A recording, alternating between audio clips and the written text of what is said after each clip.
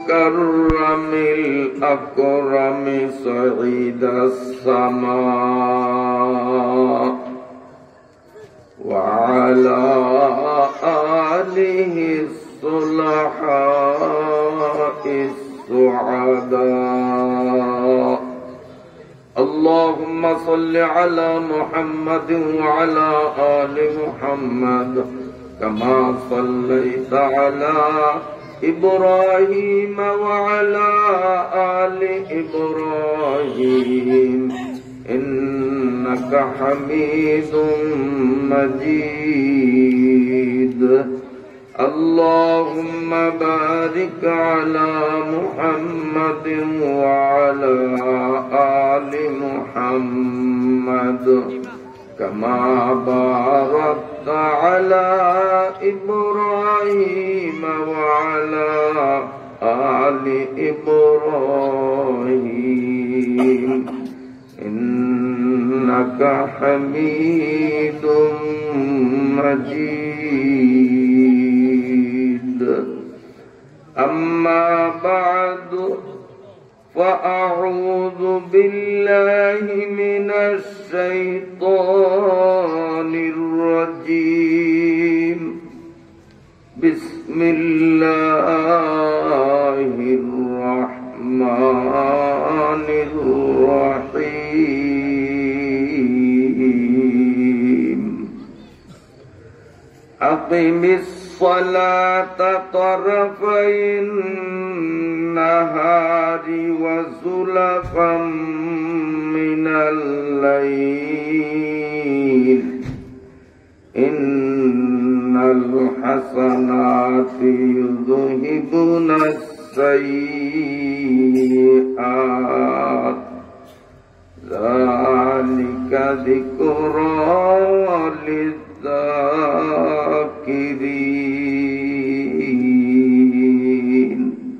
صدق الله مولانا العظيم.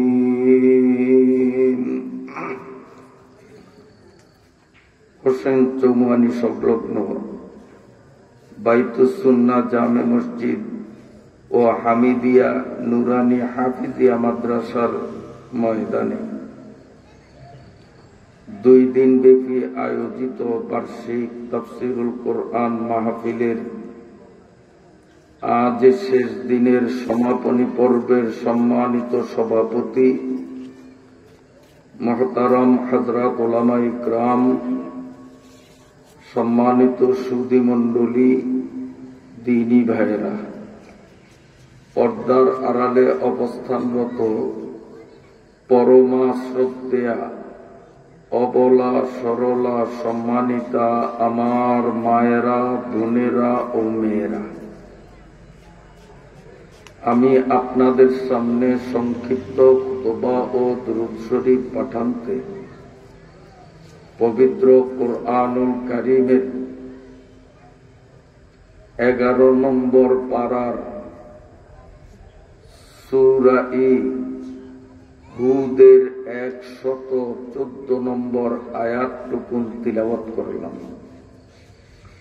আল্লাহ রাব্বুল আলামিন যদি তৌফিক এনায়েত করেন, তিলাওয়াতকৃত আয়াতের মর্মে অতীব গুরুত্বপূর্ণ, যা আমাদের দৈনন্দিন জীবনে একান্ত জরুরি, এ জাতীয় কিছু কথা আলোকপাত করার দৃঢ় মনোনিবেশ করলাম ইনশাআল্লাহ।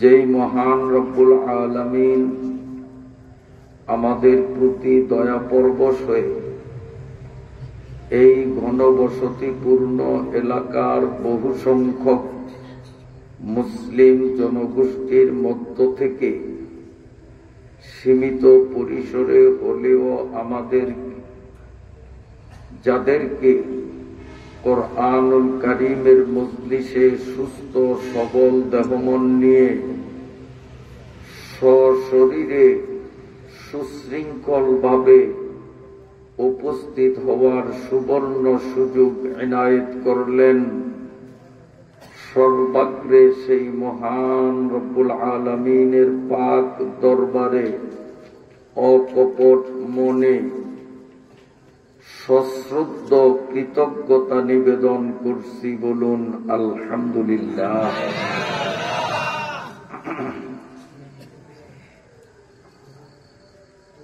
মুহতারম হাজিরিন, আজকের মাহফিলটা প্রচার প্রচারণা, মাইকিং, লিফলেট, পোস্টার, ব্যানারে আমরা দেখতে পাই। এর শিরোনামকরণ করা হয়েছে তাফসীরুল কোরআন মাহফিল। কি বলেন, ঠিক কিনা? এখানে তাফসীর একটা শব্দ, কোরআন একটা শব্দ, মাহফিল একটা শব্দ, মোট তিনটা শব্দ।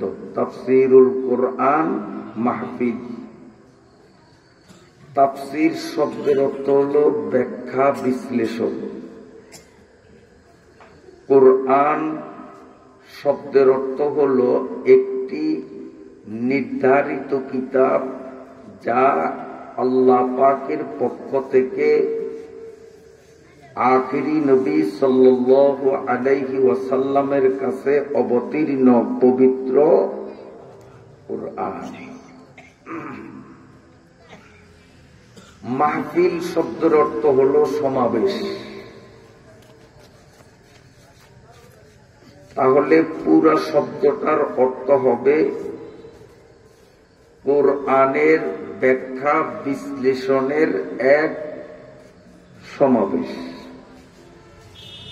কোরআন শব্দের শাব্দিক অর্থ হল পাঠ করা। কোরআন শব্দের অর্থ কি বলেন? আরো সহজ ভাষায় পড়া। তো এই কিতাবটার নাম কোরআন কেন রাখা হল? যেহেতু এই কিতাবটা এমনই একটি কিতাব, পৃথিবীর মধ্যে সবচেয়ে বেশি পাঠ করা হয় কেবল এই কিতাবটাই। এই কিতাবটা যে পরিমাণে পাঠ করা হয়, পৃথিবীর অন্য কোন কিতাব, বই, পুস্তক এত পরিমাণে পাঠ করা হয় না। আর এটি বুঝে পাঠ করুক না বুঝে পাঠ করুক, পাঠ করলেই লাভ। কোরআন বুঝে পড়ুক আর না বুঝে পড়ুক, কেউ কেউ বলে অর্থ না বুঝে কোরআন শরীফ পড়লে সওয়াব নাই, তাদের কথাটা ভুল। বোতলের মধ্যে বিষ আছে, উনি জানে যে এটার মধ্যে বিষ, কাজে উনি যদি খায় উনি মারা যাবেন। বোতলের মধ্যে যে বিষ আমি জানি না, আমি মনে করছি ভিটামিন ঔষধ, তাই আমি সেবন করলাম, আমিও তো মরবো না, কেন আমি তো না জানিয়া খাইছি। তাহলে বিষ না জানিয়া খাইলেও এটার অ্যাকশন আছে, জানিয়া খাইলেও অ্যাকশন আছে। আল্লাহ পাকের কোরআন অর্থ বুঝিয়া পড়লেও অ্যাকশন আছে, না বুঝিয়া পড়লেও অ্যাকশন আছে। নামাজের বাইরে পড়লে এক এক অক্ষরে কমপক্ষে 10টা করিয়া নেকি, নামাজের ভিতরে দাঁড়ানো অবস্থায় পড়লে এক এক অক্ষরে 100 নেকি। কোন মুসল্লি যদি বসে বসে নামাজ পড়েন, বসা অবস্থায় কোরআনের যতগুলো অক্ষর পাঠ করবে, প্রতিটা অক্ষরে 50টা করে নেকি। যত পড়বেন তত লাভ। কেমন লাভ? আরেকটু বিশ্লেষণ দেই। এই কোরআনুল কারীমের সবচেয়ে পরিচিত সূরা, সর্বপ্রথম সূরা আল-হামদ সূরা, চিনেননি এটা আপনারা? পড়লে কত লাভ দেখেন, অনেক লাভ আছে, সব তো বলা সম্ভব নয়। যেহেতু সূরা হুদের 114 নম্বর আয়াত পড়ছি, আয়াত কেন্দ্রিক আলোচনায় আমি অল্পক্ষণের মধ্যে আসতেছি। কোরআন পড়লে যে লাভ, কত লাভ একটু ইঙ্গিত দেই। এর নাম খালি খালি কোরআন রাখে নাই। কোরআন মানে বারবার পড়ার মতো কিতাব। কোরআন শব্দের অর্থ কি?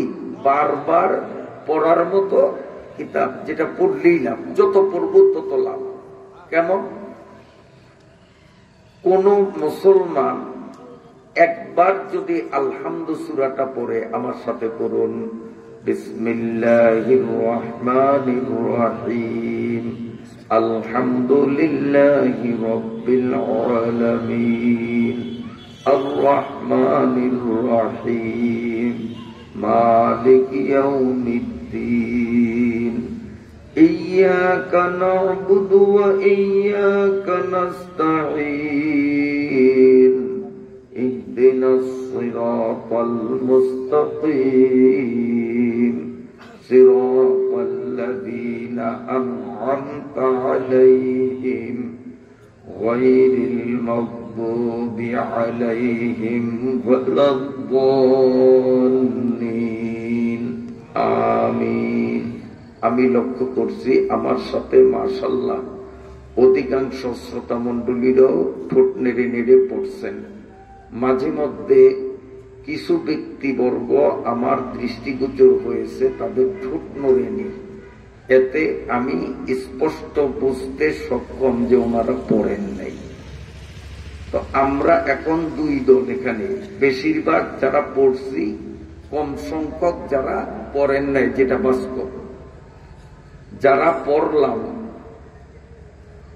তাফসীরে নূরুল কোরআনের মধ্যে স্পষ্ট অক্ষরে লেখা আলহামদু সূরাটা কেউ যদি একবার পাঠ করে, নামাজের মধ্যে হোক, ওয়াজ মাহফিলে হোক, যে কোনো টাইমে একবার আলহামদু সূরা যিনি পড়বেন, তাওরাত, জবুর, ইনজিল, কোরআন, এই চারখানা কিতাব এক মজলিসে বসিয়া খতম করলে যেদ্দুর সওয়াব ওদ্দুর সওয়াব শুধু আলহামদু সূরা পড়লেই পাওয়া যায়।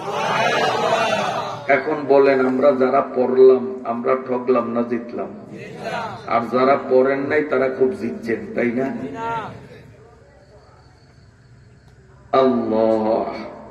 যারা পড়েন নাই, মনোযোগ দিয়ে শুধু শুনছেন, তারা এক এক অক্ষরে অক্ষরে 10টা করে নেকি, তাতে অক্ষর সূরা ফাতিহায় কয়টা বাড়িতে গিয়ে হিসাব করবেন, পূরণ দিবেন, মাত্র সেই কটা সওয়াব।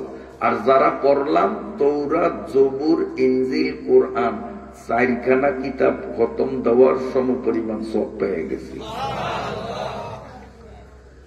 قال رسول الله صلى الله عليه وسلم من قرأ سورة الإخلاص بنى الله له بيتا في الجنة। সুবহানাল্লাহ। কোরআন শরীফের মধ্যে একেবারে ছোট্ট পর্যায়ের একটা সূরা, যেই সূরাটা আমরা সহজে কুল হু আল্লাহ নামে চিনি। আপনাদের দেশে আসেনি এই সূরাটা? পড়েন, বিসমিল্লাহির রহমানির রহিম, কুল হুয়াল্লাহু আহাদ, আল্লাহুস সামাদ, লাম ইয়ালিদ ওয়া লাম ইউলাদ ওয়া লাম ইয়াকুল লাহু কুফুয়ান আহাদ। আর আছে না? এই পর্যন্তই, এ পর্যন্তই। তো সূরা লম্বা না ছোট? সূরা ছোট হলে দানুয়া মরিচের মতো অ্যাকশন বেশি। এই যে একবার কুল হু আল্লাহ সূরা পড়লাম, কোরআন শরীফের 3 ভাগের 1 ভাগ, কয় পারা? 30 পারা কোরআন না? তো 3 ভাগের 1 ভাগে 10 পারা কোরআন শরীফ। একবার আলিফ লাম মিম থেকে আরম্ভ করিয়া 10 পারা শেষ পর্যন্ত পড়লে যেই পরিমাণ সওয়াব পাইতাম, একবার কুল হু আল্লাহ পড়িয়া ওই পরিমাণ সওয়াব পাইয়া গেছি। 2 বার পড়লে কয় পারা?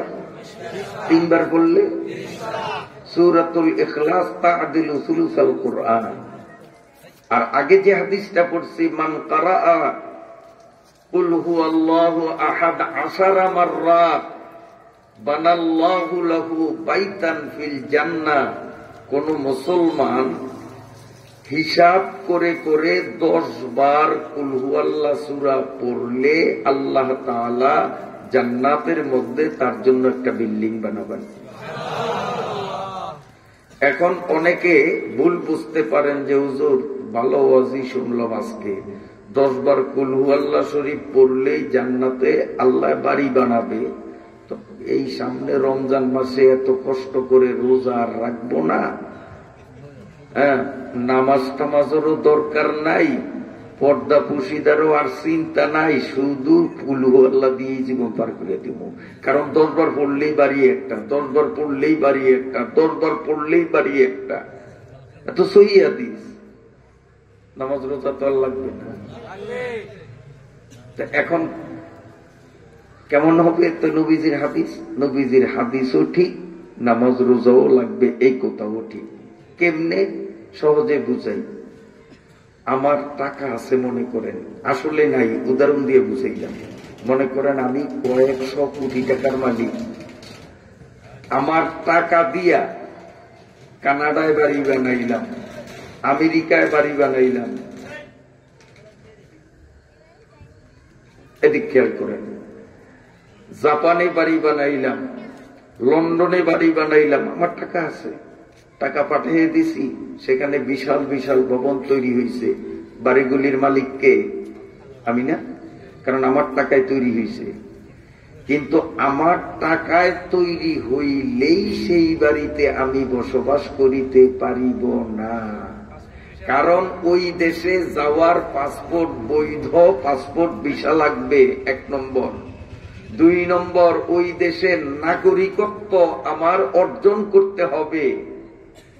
পাসপোর্ট ভিসাও নাই, ওই দেশের আমি নাগরিকও নই, বলেন তো সেই বাড়িতে আমি বসবাস করতে পারবো?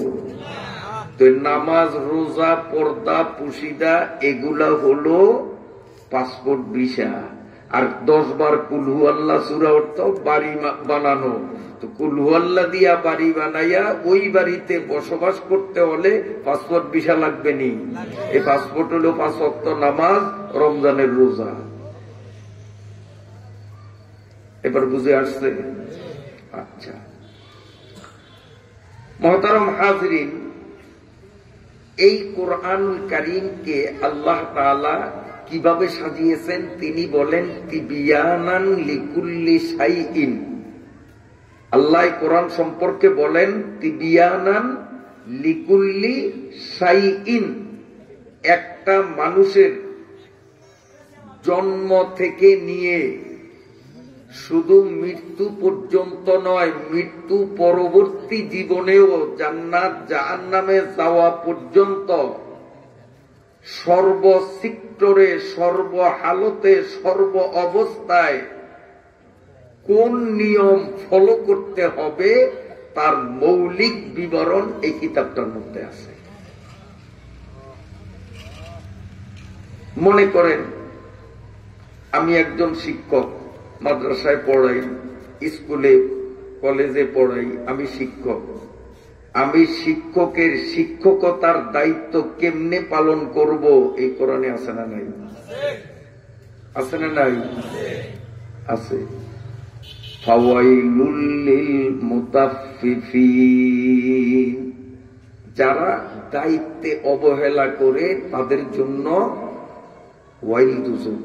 তা আমি চাকরি নিলাম মাদ্রাসায়, চাকরি নিলাম স্কুলে, ক্লাস ফাঁকি দিই, পড়াই না, অকারণে আমি এইভাবে কাজে গাফলা দেই, তো ওয়াইলুল লিল মুতাফফিফিন, এই যে কাজে গাফলা দিলাম আমার জন্য দোজক, এই ভয় লাগাইয়া দিল। এই ভয়টা যদি শিক্ষকের দিলে থাকে তাহলে সে কোনোদিন কাজে ফাঁকি দিতে পারে না। আচ্ছা, আমাদের দেশে মানুষ ধোঁকাবাজি করে তো না, মনে হয় ধোঁকাবাজি করেনি, বেশি করে পানের ব্যবসায়ীরা। কেউ আবার থাকলে আমার উপরে রাগ করিয়েন না, আমি বাস্তব কথা বলবো, কাল্পনিক কথা বলবো না।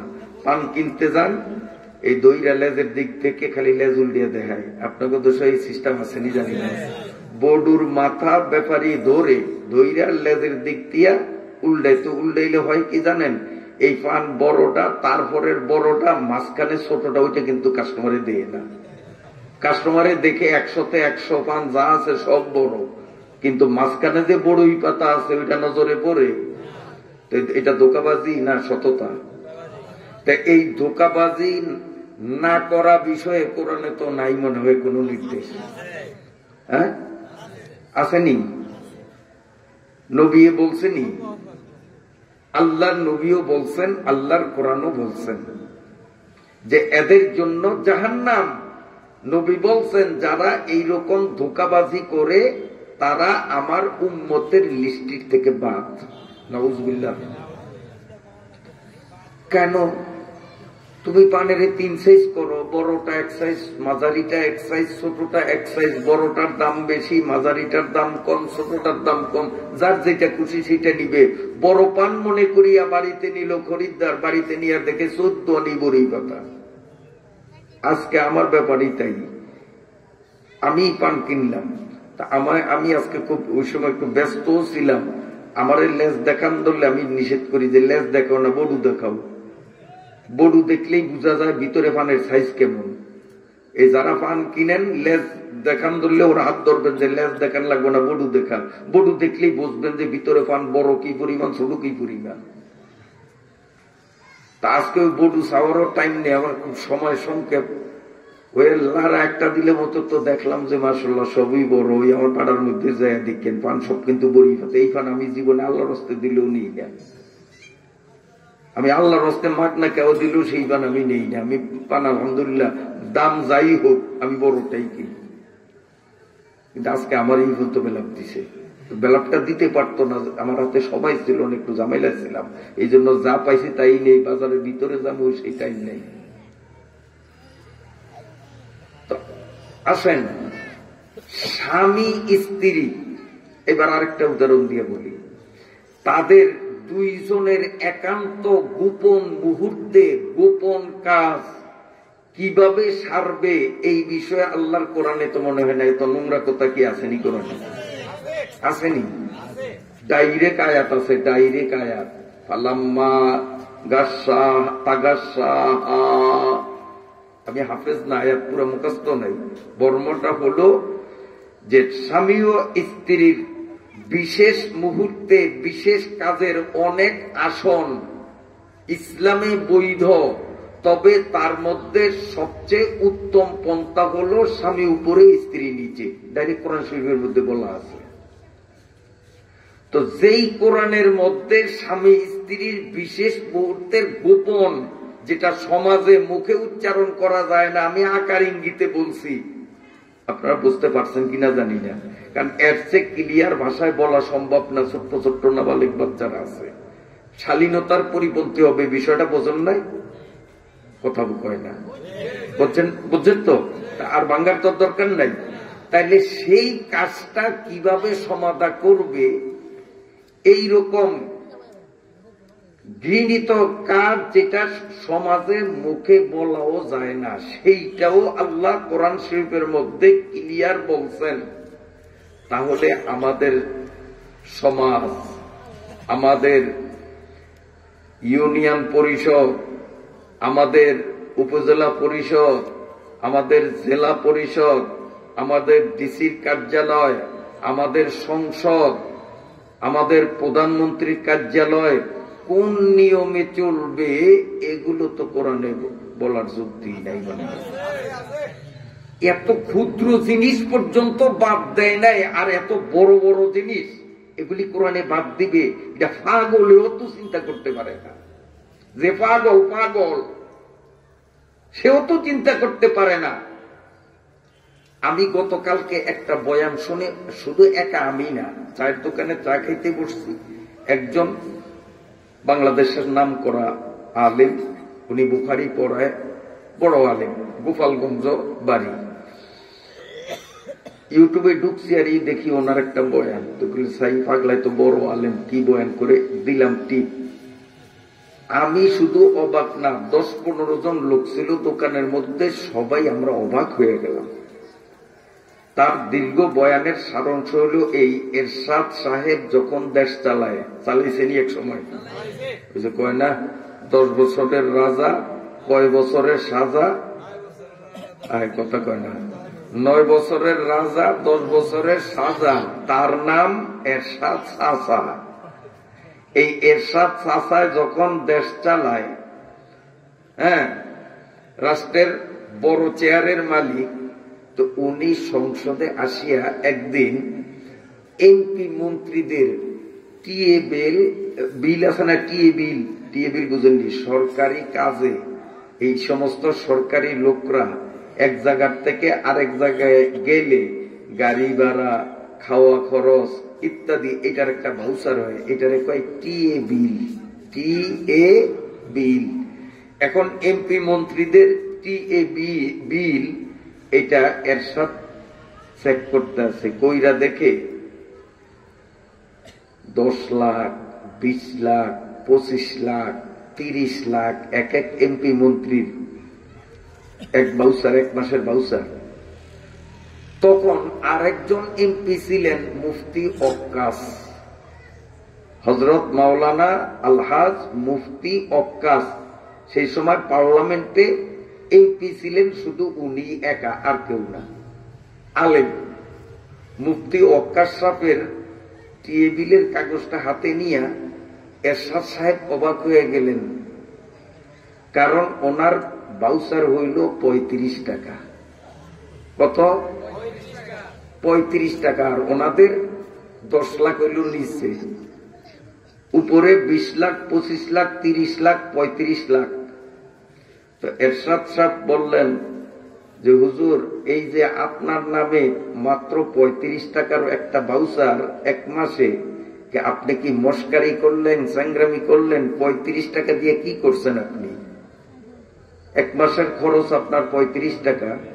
তখন মুফতি অক্কাস সাহেব জবাব দেন যে ওনারা বাসার থেকে অফিসে আসছে সরকারি গাড়ি ব্যবহার করিয়া, সরকারি ফান্ডের তেল পুরিয়া বাউচার দিছে, আর আমি অক্কাস সাহেব আমার বাসার থেকে সংসদে আমি বাইসাইকেল চালিয়ে আইছি, আমার 1 পয়সাও খরচ হয় নাই। সংসদের এমপি হুজুররা সংসদে গেলে কি হয় সেটা দেখাই, চোরারা তো আসল জিনিস আপনাদের বুঝতে দেয় না, যার কারণে ভালো লোক আপনারা পাঠান নয়, এই জন্য ভালো জিনিসের ফলাফল জাতিকে আমরা এতদিন দেখাইতে পারি নাই। তো বাংলাদেশের কিছু কিছু জায়গায় মানুষ এইরকম ভালো লোকরে পাঠানে কি যে ভালো রেজাল্ট আমরা এখন দেখানোর সুযোগ পাইছি, বলেন আলহামদুলিল্লাহ।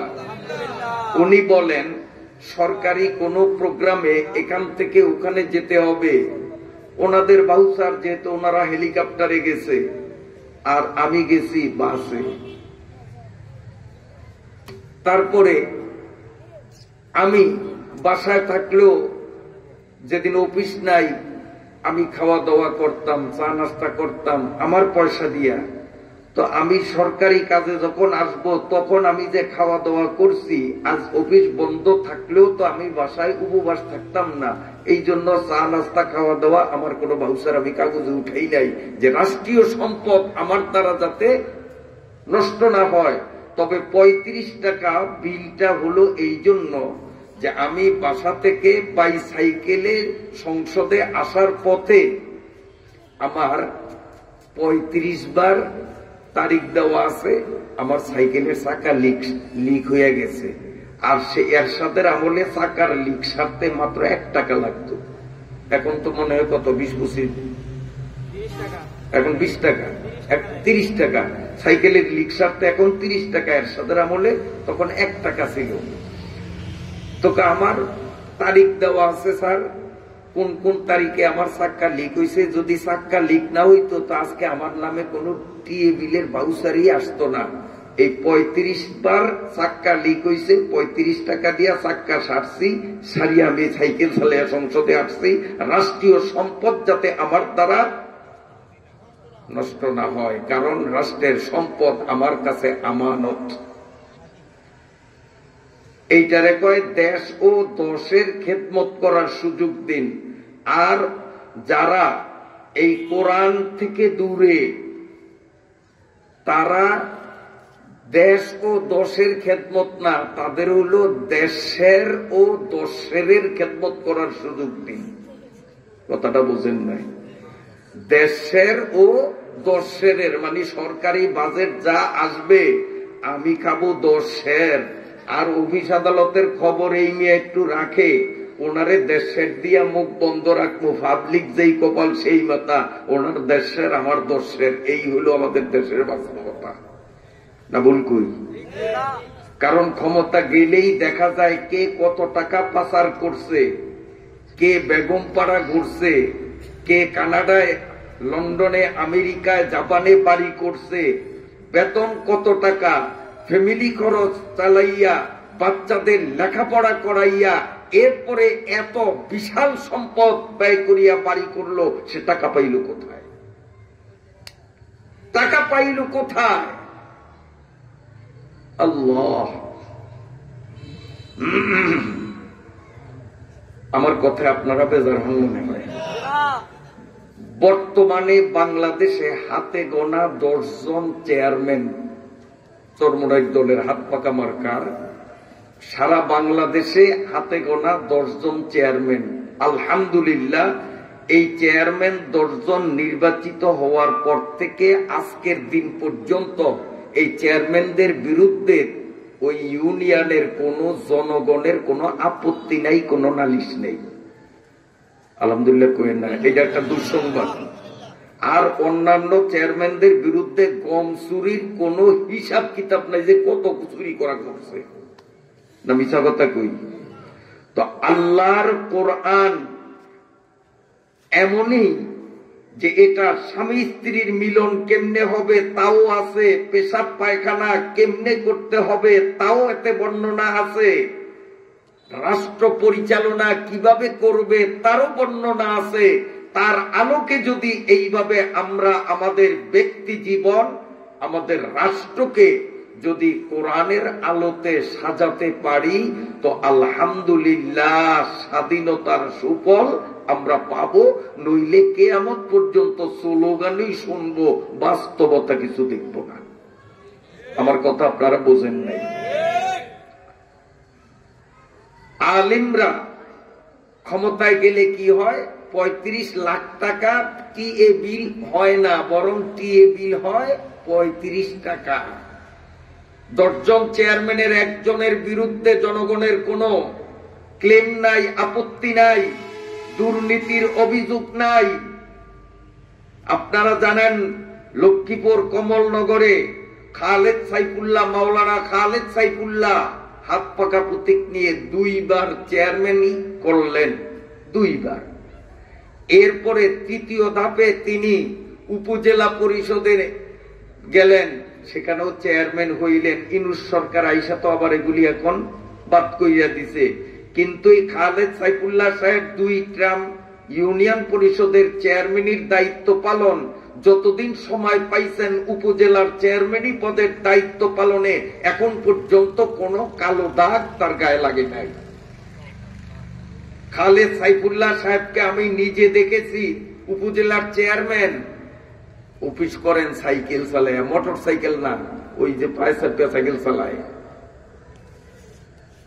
চিন্তা করেন যে আমি সাইকেল চালিয়ে গেলে সরকারের তহবিলে ওই টিএ বিল হবে না, আমি যদি গাড়ি হাঁকাইয়া যাই তো সেখানে রাষ্ট্রীয় সম্পদ খরচ হবে। ইসলামী রাজনীতি, কোরআনের রাজনীতি হলো এটা। আর এই কথা বললেই চোরাদের গাও জ্বলে, কারণ গোমর ফাঁক হয়ে যাবে, ওদের চুরি করার সুযোগ থাকবে না, তাদের গাত্রদাহ শুরু হয়ে যায়। এই জন্য ইমানদার মুসলমানদেরকে চোরারা উল্টা ফুলটা বুঝাইয়া যাতে কোরআনের রাজ কায়েম হতে না পারে আর চোরাদের চুরি করার সুযোগ বহাল থাকে, আমরা অতীতে ভুল করলেও আগামীতে আর ভুল করব না, এমন একটা সিদ্ধান্ত নিতে পারিনি। নিয়ত করেন। মুহতারাম হাজিরিন, আমি আপনাদের সামনে কোন সূরা থেকে তেলাওয়াত করছি মনে আছে না ভুলে গেছেন? সূরা হুদ। বলেন সূরা হুদ। কত নম্বর আয়াত? 114 নম্বর আয়াতটা কেন পড়লাম? এই আয়াতটা আমি স্টেজে যখন আসি এই পথের মধ্যেই আমি আয়াতটাকে ঠিক করলাম। কেন? মাগরিবের পরে লালমোহনের সূর্য সন্তান, বিজ্ঞ আলিম, নাঙ্গলখালী, লালমোহন নাঙ্গলখালী মাদ্রাসার সম্মানিত মুহতামিম পরিচালক হযরত মাওলানা আব্দুস সত্তার সাহিব দামাত বারাকাতুহুম, তিনি বয়ান করতেছিলেন। আমি তখন এসে বসলাম, তখন দেখলাম তিনি নামাজ বিষয়ে বয়ান করছেন। আপনাদের মনে আসেনি? নামাজ বিষয়ে বয়ান আমি নিজে শুনছি। উনি একটা হাদিসও বলছেন যে এক সাহাবীকে হুজুর কয়েকবার বলছেন, কুম সল্লি ফাইন্নাকা লাম তুসাল্লি, ওঠো নামাজ পড়ো, তোমার নামাজ হয় নাই। লোকটা নামাজ পড়ছে, যাওয়া ধরছে, হুজুর আবার ডাক দিলেন, কুম ফাসল্লি ফাইন্নাকা লাম তুসাল্লি, তোমার নামাজ হয় নাই। এই হাদিসটা মুফতি আব্দুস সত্তার সাহেব মাগরিবের পরে বয়ান করছেন যে নামাজ পড়লেও অনেকের নামাজ হয় না। নামাজ পড়লেই হবে না, নামাজটা হইতে হবে। তো কথা বুঝাইতে পারি নাই। নামাজ পড়লাম কিন্তু নামাজ হইল না, এই নামাজের দাম আছে? কোনো দাম নেই। সহিহ হাদিসে আছে কিছু কিছু নামাজীদের নামাজ আসমান থেকে ফেরেশতারা ছেঁড়া কাপড়ের মতো এইভাবে পোটলা বানাইয়া নামাজি ব্যক্তির মুখের উপরে অপমানের সাথে নিক্ষেপ করে, তোর এই নামাজ আল্লাহর দরকার নাই, তোর নামাজ তোর মাথার উপরে মারলাম। নাউজুবিল্লাহ। এখন নামাজ কেন হয় না? আর হয় না যে তার প্রমাণ 21 পারার 1 নম্বর আয়াত। আমার আল্লাহ বলেন, উতলু মা উহিয়া ইলাইক ওয়া আকিমিস সালাত ইন্নাস সালাতা তানহা আনিল ফাহশাই ওয়াল মুনকার ওয়া লাযিকরুল্লাহি আকবার। আল্লাহ পাক 21 নম্বর পারার 1 নম্বর আয়াতে বলেন, যেই মানুষগুলোর নামাজ হয় তাদের নামাজ তাদেরকে সব ধরনের অপকর্ম থেকে ফিরায়। এখন আমরা বাস্তব সরজমিনে নজর করলে দেখি নামাজও পড়ে আকামও করে। আপনাকে দেশে নাই মনে হয়? নামাজ পড়ে আই ঠেলে না, নামাজ পড়ে সুদ খায় না। আল্লাহ, তাহাজ্জুদ পড়ে নামাজ পড়তে পড়তে কপালে কালা ম্যাচ পড়িয়া গেছে, এরপরে সুদ ছাড়া কিচ্ছু বোঝে না। আছে না নাই? আল্লাহ রে, নামাজ একবারে আজানের আগে মসজিদে আয়া প্রথম কাতারে হাতে তসবিহ সবসময়, কিন্তু ওয়ারিসেরে ঠিক মতো জায়গা জমিন বুঝিয়ে দেয় না, এমন মানুষ সমাজে আছে না নাই? কাগজপত্রে ভেজাল লাগাইয়া দুর্বল পার্টির থেকে জোর করিয়া অবৈধ পন্থায় সম্পদ দখলে রাখে, অথচ নামাজ পড়তে পড়তে কপালে দাগ। তো নামাজ আল্লাহর কোরআন বলে যে সব খারাপ কাজ থেকে ফিরায়। ইন্নাস সালাতা তানহা আনিল ফাহশাই ওয়াল মুনকার। আর আমরা দেখি মানুষ নামাজও পড়ে আকাম কুকামও করে, তাইলে আল্লাহর কোরআন মিথ্যা হইল? আল্লাহর কোরআন মিথ্যা হইল? আমি যে আয়াত পড়েছি এই আয়াতে আল্লাহ বলেন, ইন্নাল হাসানাত ইউযহিবুনাস সাইয়্যাত। কোরআন যেদিন থেকে নাজিল হইছে সেই দিন থেকে কোরআনের ব্যাখ্যাকারী যারা ছিলেন, কিয়ামত পর্যন্ত যত ব্যাখ্যাকারী তৈরি হবে, দুনিয়ার সমস্ত ব্যাখ্যাকারীদের মধ্যে সবচেয়ে বড় ব্যাখ্যাকারী যিনি, তিনি হলেন রাসূল সাল্লাল্লাহু আলাইহি ওয়াসাল্লামের আপন চাচতো ভাই হযরত আব্দুল্লাহ ইবনে আব্বাস রাদিয়াল্লাহু তাআলা আনহু। তিনি কিয়ামত পর্যন্ত আগত বড় বড় মুফাসসিরদের থেকেও বড় মুফাসসির। সেই আব্দুল্লাহ ইবনে আব্বাস বলেন, সূরা হুদের 114 নম্বর আয়াতে আল হাসানাত শব্দের অর্থ হলো নামাজ। তাহলে আয়াতের অর্থ দাঁড়াবে, ইন্নাল হাসানাত ইউযহিবুনাস সাইয়্যাত, নামাজ সমস্ত পাপ দূর করে। 21 নম্বর পারায়ও যা পাইলাম। আবার আমরা সূরা হুদের 114 নম্বর আয়াতে ভাষাগত পার্থক্য হলেও উদ্দেশ্য একই কথা পাইলাম। অথচ বাস্তবতার দিকে তাকাইলে দেখি নামাজও পড়ে, ঘুষও খায়। এক অফিসার আমাকে বলার এখন নাই, বদলি হয়ে গেছে। গালবড়া দাড়ি, শয়তান কারে কয়, মাথায় সেই আপনার মনে হয় 10 কেজি চাউল ধরবো এরকম টুপি একটা ডিজাইনের পরিয়া থাকতো। তসবি তো ওর হাতের থেকে কখনো সরতো না। এক সিয়ানা ছিলেন, কন্ট্রাক্টররা চিনবে, আমি নাম বলবো না, নাম না বললেও আমরা বুঝিয়ে ফেলাইবে যারা ঠিকাদারি করে, আপনারা চিনবেন না, চিনার দরকারও নেই। এইটায় ঠিকাদারদের কোন ফাইলপত্রে ঘুষ ছাড়া জীবনে সই করছে এরকম কোন ইতিহাস নাই। আগে ঘুষের টাকা পেমেন্ট হইতো, তারপরে ফাইল সহিত, নইলে ওই ফাইল পড়িয়েই থাকতো।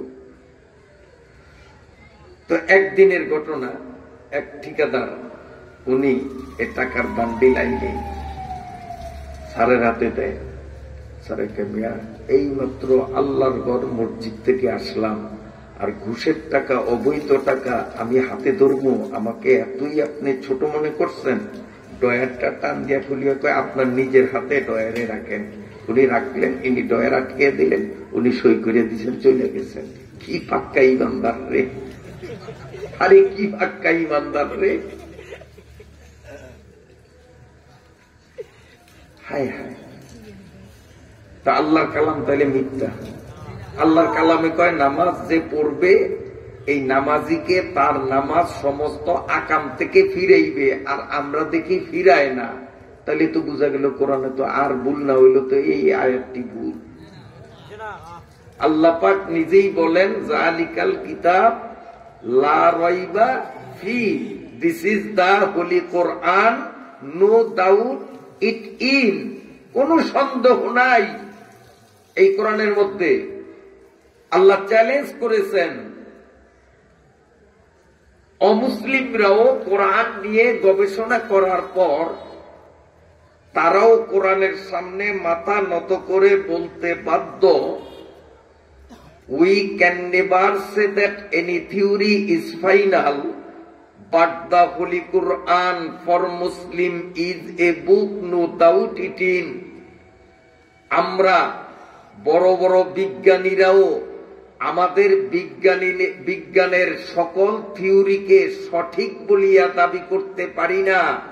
যেটাকে আজকে সঠিক মনে করি, গবেষণা করলে এটা ব্যাঠিক, নতুন তথ্য আসে, কিন্তু ১৫০০ বছর বয়স হলো কোরআনের, একে নিয়ে যতই গবেষণা করা হয় এর সত্যতার বিকাশ, এর সত্যতার আলো ততই বেশি পরিষ্কার হয়।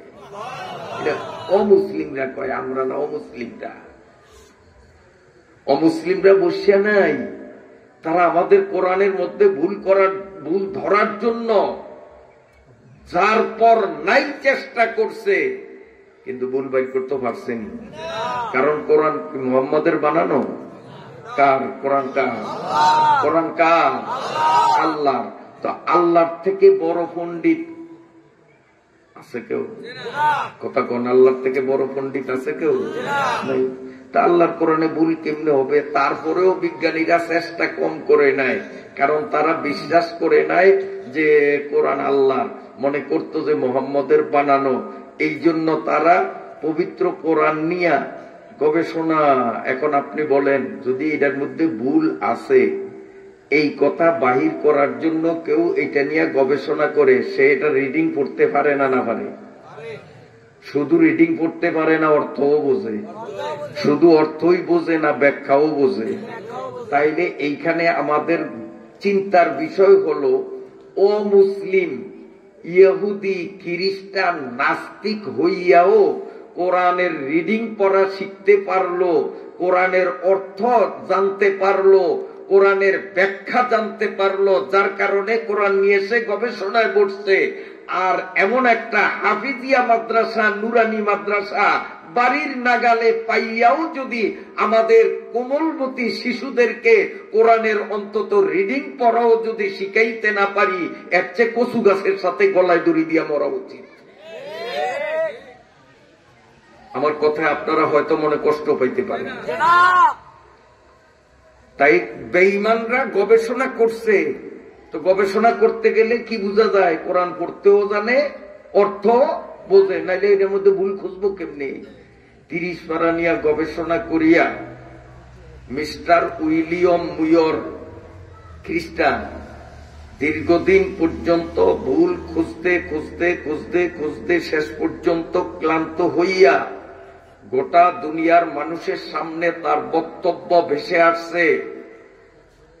There is probably in the world no other book which has remained with so pure a text. একজন অমুসলিমের সাক্ষ্য, তিনি বলেন যে আমি শুধু মুসলমানদের কোরআন নহে, আরো অন্যান্য ধর্মের কিতাব নিয়া দীর্ঘদিন পর্যন্ত গবেষণা করিয়া আমি বুঝতে পারলাম আসমানের নিচে জমিনের উপরে সত্য, সঠিক, নির্ভুল, বাস্তব, বিজ্ঞানসম্মত কোনো কিছু থাকলে কোরআন ছাড়া আর কিচ্ছু নাই।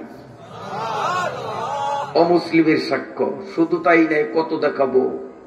প্রফেসর নিকলসন, একজন খ্রিস্টান পণ্ডিত, তিনিও এই কোরআনের মধ্যে ভুল বের করার জন্য বিসমিল্লাহ থেকে মিনাল জিন্নাতি ওয়ান নাস পর্যন্ত পুরা কোরআন নিয়ে দীর্ঘদিন পর্যন্ত গবেষণা করছে। কি জন্য গবেষণা? আমলের জন্য না, ভুল ধরার জন্য। সাইনি দুই একটা ভুল পাওয়া যায়, সাইনি দুই একটা ভুল পাওয়া যায়। খুঁজতে খুঁজতে শেষ পর্যন্ত একটা ভুল তো পাইলেই না, উল্টা আমাদের কোরআনের ক্ষতি করতে আইসা এখন উপকার করলো। 30 পারা কোরআনের ইংরেজিতে অনুবাদ লিখছে প্রফেসর নিকলসন, অমুসলিম। ইংরেজি ভাষায় তিনি 30 পারা কোরআনের ইংরেজিতে অনুবাদ করেছেন, যাতে মধ্যপ্রাচ্যের মানুষ ইসলাম বুঝতে পারে, কোরআন বুঝতে পারে। অমুসলিম হইয়া ইসলামের খেদমত করলো, কোরআনের অনুবাদ করলো।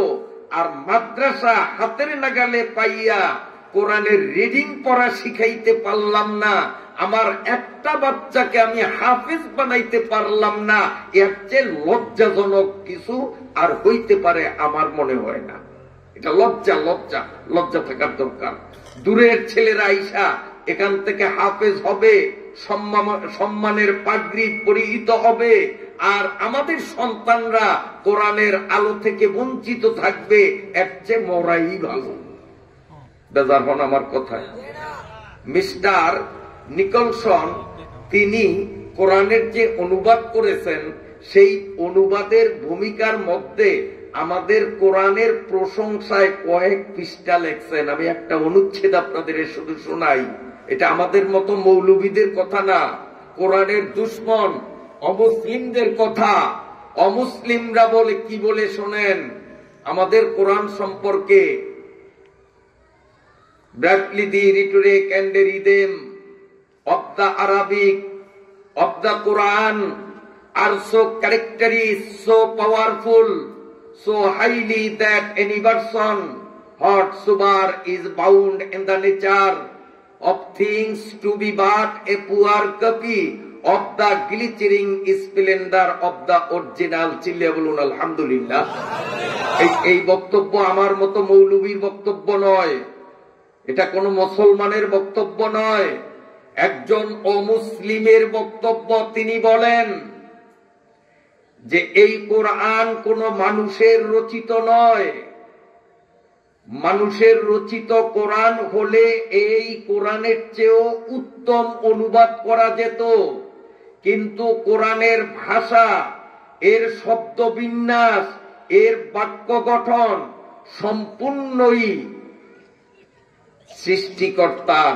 অতএব পৃথিবীর যত বড় পণ্ডিত, যত বড় ভাষাবিদ এই আরবি কোরআনের অনুবাদ পৃথিবীর যে কোনো ভাষাই করুক না কেন, আরবি কোরআনের সেই সৌন্দর্যতা, বাক্যের অলংকার, সমৃদ্ধি, এগুলো যথাযথভাবে কোনো অনুবাদক তার অনুবাদ দিয়ে প্রকাশ করতে পারবে না।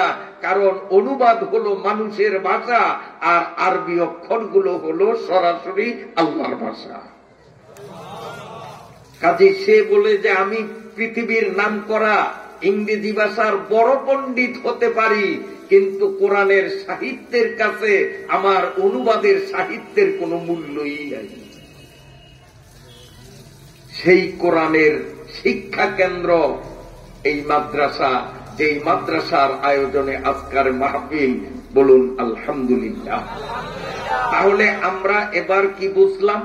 অমুসলিমদের গবেষণার ফলেও প্রমাণিত হলো কোরআন নির্ভুল। কথাটা বুঝাইতে পারছি কিনা আপনাদেরকে? আমরা মুসলমানরাই শুধু নির্মূল বলি না, অমুসলিমরাও গবেষণার পরে কোরআনকে নির্ভুল বলে শুধু মৌখিক স্বীকৃতি নয়, লিখিত স্বীকৃতি দিয়েছে, যা গোটা দুনিয়ার মানব জাতির সামনে স্পষ্ট। তাহলে আল্লাহর কোরআন বলে ইন্নাস সালাতা তানহা আনিল ফাহশাই ওয়াল মুনকার।